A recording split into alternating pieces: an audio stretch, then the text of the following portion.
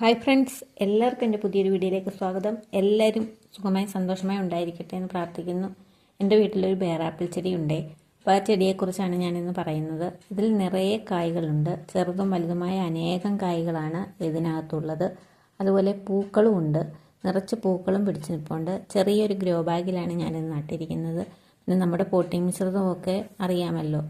അങ്ങനെ നട്ടുകൊടുത്ത ഈ ചെടി വേണ്ടുന്ന പരിപാലനമൊക്കെ കൊടുത്ത് വളർത്തിയെടുത്തപ്പോൾ ഇപ്പോൾ അതിനകത്ത് നിറച്ച് കായ്കളാണ്. ഈ കായ്കൾ ഞാനൊരെണ്ണം പറിച്ച് നോക്കി. നല്ല മധുരവുമായിരുന്നു. അപ്പോൾ അതുകൊണ്ടാണ് ഞാനൊരു വീഡിയോ ഇടാമെന്ന് വിചാരിച്ചത്. അപ്പോൾ എല്ലാവരും നമ്മുടെ വീട്ടിൽ ഇത് ഒരെണ്ണം നട്ടുപിടിപ്പിക്കണം. കാരണം ഏത് സീസണിലും ഇത് കായ്കൾ ഉണ്ടായിരിക്കും. ചെറിയ കായ, പൂക്കളെ, വലിയ കായ, ഇതിങ്ങനെ കായ്കൾ പിടിച്ചുകൊണ്ടേയിരിക്കും. അപ്പോൾ എല്ലാ സമയത്തും നമുക്ക് കായ്കൾ തരുന്ന ഈ ചെടി എല്ലാവരും നട്ടുപിടിപ്പിക്കണം. ഇതൊക്കെ ആണെങ്കിൽ വിളഞ്ഞു നിൽക്കുന്ന കായ്കളാണ്. അപ്പോൾ ഇന്ന് നമുക്ക് ഒരു കായ പറിച്ച് നോക്കാം. ഈ കായ ഒരുവിധം നല്ല വിളഞ്ഞ് പഴുത്ത് നിൽക്കുകയാണ്. ഇത് ചെറിയ ഒരു ഇളം മഞ്ഞ നിറമാകുമ്പോഴാണ് ഇത് പറിച്ചെടുക്കേണ്ടത്.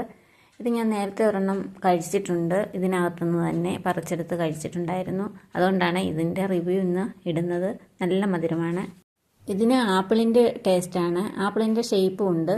പക്ഷേ ആപ്പിളിൻ്റെ വലിപ്പമൊന്നുമില്ല. ഒരു ചെറു നാരങ്ങയുടെ വലിപ്പമേ ഉള്ളൂ. ഇന്ന് ഇത് നമുക്ക് പറിച്ചെടുത്തിട്ട് ഞാനിത് കട്ട് ചെയ്ത് കാണിച്ചു തരാം. ഇത് ഞാനൊരു കൗതുകത്തിൻ്റെ പേരിൽ വാങ്ങിച്ച് നട്ടതാണ്. ഈ പഴം നേരത്തെ ഒരു കടയിൽ നിന്ന് ഞാൻ വാങ്ങിച്ച് കഴിച്ചിട്ടുണ്ട്. പക്ഷേ അതിന് ഇത്രയും ടേസ്റ്റൊന്നുമില്ല. ഇത് നമ്മൾ നട്ടുപിടിപ്പിച്ചതിന് ശേഷം കഴിഞ്ഞ വർഷം കായ് പിടിച്ചായിരുന്നു. ഇതിപ്പോൾ ഞാൻ നട്ടിട്ട് 2 വർഷത്തോളമായി. അപ്പോൾ കഴിഞ്ഞ വർഷം കായ പിടിച്ചു. 2-3 കായേ ഉണ്ടായിരുന്നുള്ളൂ. പക്ഷേ അതിന് ഇത്രയും വലിപ്പമൊന്നുമില്ല. കഴിച്ച് നോക്കിയപ്പം വലിയ ഗുണവും ഇല്ലായിരുന്നു. കാരണം അത് കുഞ്ഞു കായായിരുന്നു. അപ്പോൾ ഞാൻ വിചാരിച്ചോ ഇത് വെറുതെ നട്ടതാണെന്ന്. എന്തായാലും ഈ വർഷം കൂടെ നിൽക്കട്ടെ എന്ന് കരുതി അങ്ങനെ പൂവും കായും ഒക്കെ വന്നതിന് ശേഷം ആദ്യത്തെ കായ ഞങ്ങൾ പറിച്ച് കഴിച്ചു. അതിന് നല്ല മധുരമായിരുന്നു. ഈ ചെടിയിൽ പൂ വന്നതിന് ശേഷം കായ്കളൊക്കെ ആയി.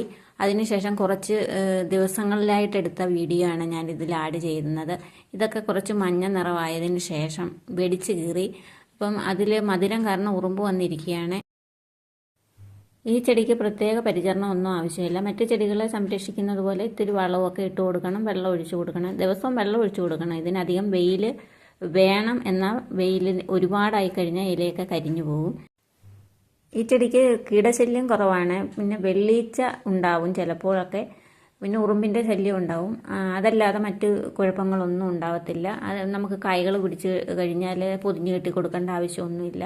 ഇതിങ്ങനെ തന്നെ ഇട്ടിരുന്നാൽ മതി. പിന്നെ അണ്ണാനോ വവ്വാലോ ഒക്കെ വന്ന് കഴിക്കുമോ എന്നറിയത്തില്ല. ഇതിനകത്തുനിന്ന് ഇതുവരെ കഴിച്ചിട്ടില്ല. തക്കാളി ചെടിയാണ്. നിറച്ച് കായ് ഇങ്ങനെ പിടിച്ച് നിൽക്കുകയായിരുന്നു. അപ്പോൾ അതിൻ്റെ സീസൺ കഴിയാറായി. ഈ തക്കാളി പെട്ടെന്ന് തന്നെ കരിഞ്ഞു തുടങ്ങി. അപ്പോൾ ഞാനിത് ഇന്നിത് പറിച്ചെടുക്കാമെന്ന് വിചാരിക്കുന്നു. ഇതതുപോലെ പാവയ്ക്ക.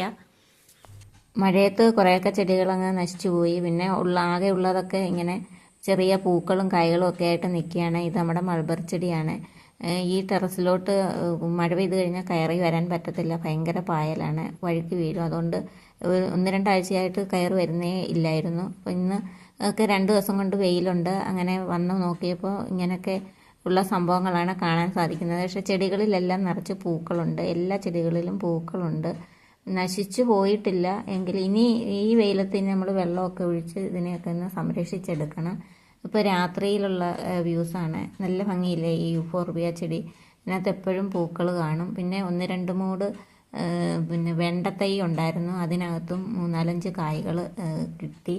വെണ്ടത്തൈ കിട്ടി. നമ്മൾ എന്തായാലും ഇതൊക്കെ നട്ടുപിടിപ്പിക്കുമ്പോൾ എന്തായാലും അവർ നമുക്ക് എന്തെങ്കിലുമൊക്കെ തരാതിരിക്കത്തില്ല. ഇതൊക്കെ കാണുമ്പോൾ തന്നെ നമുക്കൊരു സന്തോഷമാണ്. അപ്പോൾ എല്ലാവരും ഇതുപോലൊക്കെ ചെറിയ ചെറിയ ചെടികളൊക്കെ നട്ടുപിടിപ്പിച്ച് അതിൻ്റെ സന്തോഷത്തിൽ പങ്കുചേരുക. അപ്പോൾ എൻ്റെ വീഡിയോ ഒക്കെ ഇത്രയൊക്കെ ഉള്ളൂ. എല്ലാവരും ഈ വീഡിയോ കണ്ട് പ്രോത്സാഹിപ്പിക്കണം. സബ്സ്ക്രൈബ് ചെയ്യണം, ലൈക്ക് ചെയ്യണം, കമൻറ്റ് ചെയ്യണം. ഇപ്പം ഞാൻ വീഡിയോ ഒന്നും അധികം ഇടാറില്ല. കാരണം ചെടികളൊന്നും വലുതായിട്ട് ഞാനിപ്പോൾ നട്ടുപിടിപ്പിക്കുന്നില്ല. ടെറസിൽ കയറാൻ പറ്റാത്തത് കൊണ്ട്. ഇനിയും ഇതുപോലുള്ള വീഡിയോകളൊക്കെ പ്രതീക്ഷിക്കാവുന്നതാണ്. അപ്പോൾ ഇന്നത്തെ വിളവെടുപ്പ് ഇത്രയൊക്കെ ഉള്ളൂ. കൂട്ടുകാർക്കൊക്കെ ഇഷ്ടപ്പെട്ട് കാണുമെന്ന് വിചാരിക്കുന്നു. നമുക്കിനി ബേറാപ്പിൾ കട്ട് ചെയ്ത് അതിൻ്റെ റിവ്യൂ കാണാം. ഈ ബേറാപ്പിൾ കട്ട് ചെയ്യുമ്പോൾ അതിൻ്റെ നടുക്ക് ഒരു വിത്താണുള്ളത്. വിത്ത് കുഴിച്ചിട്ടാൽ കിളിക്കുമോ എന്തുവാണെന്ന് അറിയത്തില്ല. പക്ഷെ നമ്മുടെ നാട്ടിലൊക്കെ ഉള്ള നാടൻ ചെടി ബെയർ മുള്ളുണ്ടാവും. നഴ്സറിയിൽ നിന്ന് ഒരു തൈ വാങ്ങിക്കുന്നതായിരിക്കും നല്ലത്. ലെയർ തൈകൾ വാങ്ങിക്കാൻ ശ്രമിക്കുക, എളുപ്പത്തിന് കായകൾ ഉണ്ടാവും. അപ്പോൾ ഇന്നത്തെ വീഡിയോ ഇത്രയേ ഉള്ളൂ. കൂട്ടുകാർക്കൊക്കെ വീഡിയോ ഇഷ്ടപ്പെട്ടുകയാണെങ്കിൽ ലൈക്ക്, ഷെയർ, കമൻറ്റ് ആരും ഒന്നും മറന്നു പോകരുത്. വീണ്ടും മറ്റൊരു വീഡിയോയുമായി കാണാമെന്ന ശുഭപ്രതീക്ഷയുടെ bye. Thank you for watching.